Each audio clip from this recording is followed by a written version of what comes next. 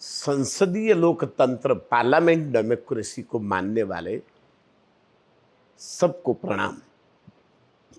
हमारे देश में डेमोक्रेटिक कंट्री है, लोकतांत्रिक देश है, तो पार्लियामेंट लोकतांत्रिक है।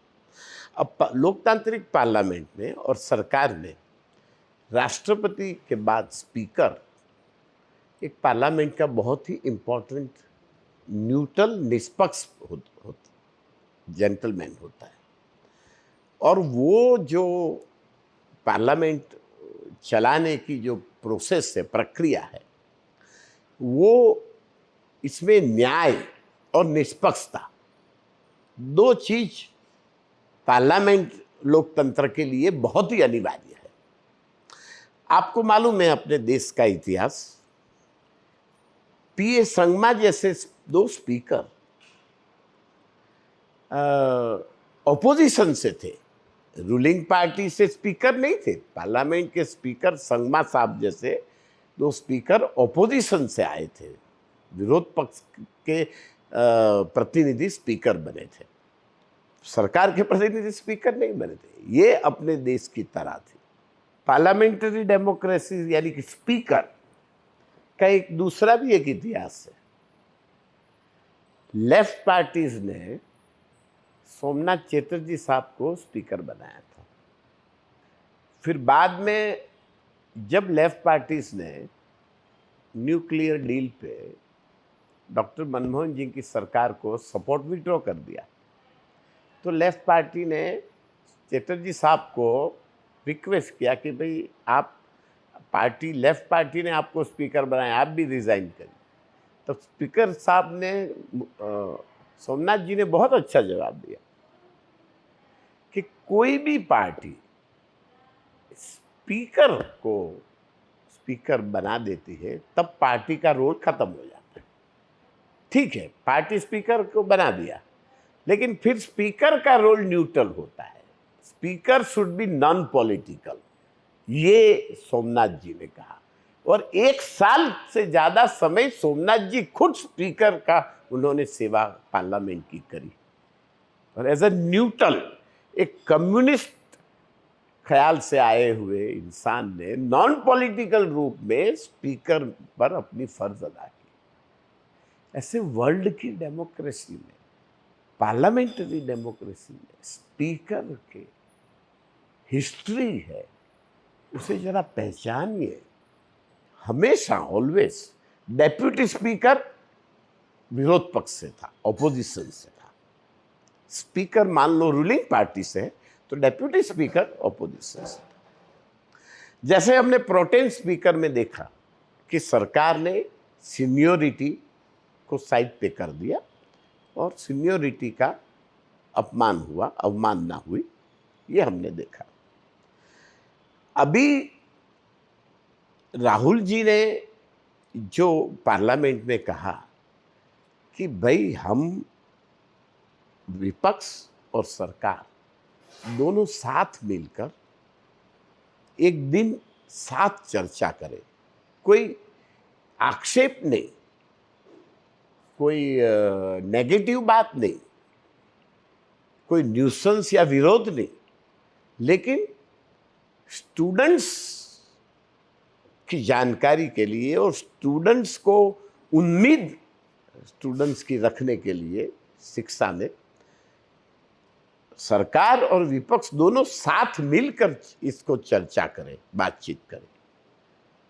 तो ये स्पीकर साहब ने अवॉइड कर दिया इस बात को, माइक स्विच ऑफ कर दिया। ऐसा क्यों? अगर निष्पक्ष स्पीकर होते तो इस बात पर जरूर सोचते। हमारे देश में हमने, कांग्रेस पार्टी ने मीरा कुमारी जी को स्पीकर महिला को दिया, भाजपा ने भी सुमित्रा महाजन जी को स्पीकर दिया महिला को, तो 2 महिला स्पीकर बने। 14 से 19 और 19 से 24 प्रधानमंत्री जी ने डेप्यूटी स्पीकर तो 19 से रखा ही नहीं। डेप्यूटी स्पीकर नहीं रखा, इसकी वजह समझ में नहीं आई।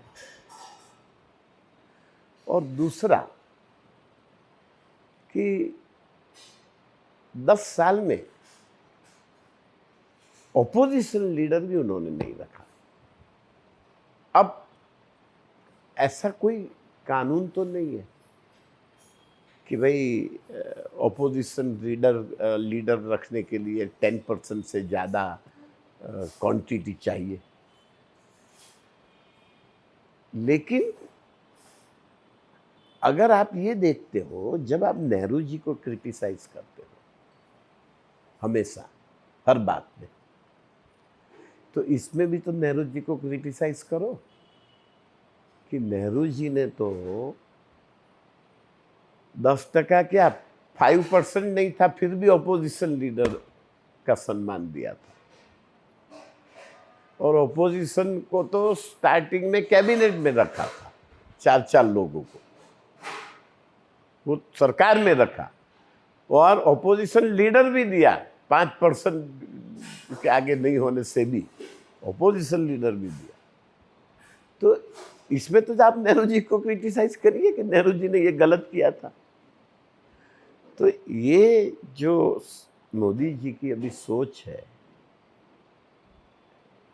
सरकार की सोच बदलेगी कि नहीं? सरकार इसी सोच पे आगे बढ़ेगी? ये सबसे बड़ा सवाल सरकार के सामने है, प्रधानमंत्री जी के सामने है, पार्लियामेंट्री मिनिस्टर के सामने है, स्पीकर के सामने है। इतिहास भी सोचना पड़ेगा, भविष्य भी देखना पड़ेगा। केवल आज पर नहीं चल सकते आप। और ज़्यादातर आज का जो परिणाम है चुनाव का, पार्लियामेंट का, लोकतंत्र की और संविधान की सुरक्षा के लिए जनता ने मजबूत विपक्ष दिया है। ये तो उड़ीसा के जय जगन्नाथ जी को जिंदगी में कभी मोदी जी ने याद नहीं किया, आज मोदी जी जय जगन्नाथ को याद कर रहे हैं। और मायावती जी ने उत्तर प्रदेश में 10-12 सीट मोदी भाजपा की सहायता कर दी, तो सरकार बन गई, और तो कोई दूसरा तो रास्ता था नहीं। तो ये भी तो थोड़ा सा देखना पड़ेगा, इस बात को भी समझनी पड़ेगी कि आज जो है वो विपक्ष आज है। तो मेहरबानी करके इतिहास और भविष्य को देखकर आज के कदम पे चलिए संसद में। क्यों इस विषय को अंधेरे में रख रही है? क्यों विपक्ष को डेप्यूटी स्पीकर देना नहीं चाहती सरकार? विदाउट डेप्यूटी स्पीकर चलाना चाहती है पार्लियामेंट को, डेप्यूटी स्पीकर अपॉइंट नहीं करना चाहती, और अगर अपॉइंट करना चाहती है तो वो भी सत्ता पक्ष से लेना चाहती है। यानी समझ में नहीं आ रहा कि पार्लियामेंट में एक क्षेत्र जहाँ 1 लाख, 2 लाख, 5 लाख लोगों का एक प्रतिनिधि, उनकी भी आवाज़, माइक्रो ओपिनियन मानी सूक्ष्म आवाज़, वो भी तो पार्लियामेंट में होनी चाहिए। और हमेशा पास्ट में पुरानी जो भी सरकार है, ऑपोजिशन लीडर्स को, उनकी आवाज़ को हमेशा प्राधान्य दिया है, प्राथमिकता दी है, उनको पूरा तजुर्बा दिया है। आप देख लीजिए पार्लियामेंट का पूरा इतिहास। खैर, सम्माननीय बिरला जी ने पिछली पार्लियामेंट में 150 ज़्यादा मेंबर ऑफ पार्लियामेंट को सस्पेंड कर दिया था। ये तो ऐसा तो कभी हुआ नहीं कहीं भी, किसी भी पार्लियामेंट में। तो आप स्पीकर केवल सरकार की आवाज़ नहीं है, स्पीकर संविधान और लोकतंत्र की आवाज़ है, स्पीकर 550 संसद सभ्यों की आवाज़ है। यानी एक संसद सभ्य को चुनने वाले थोड़े से मतदाताओं, उनकी आवाज़ है।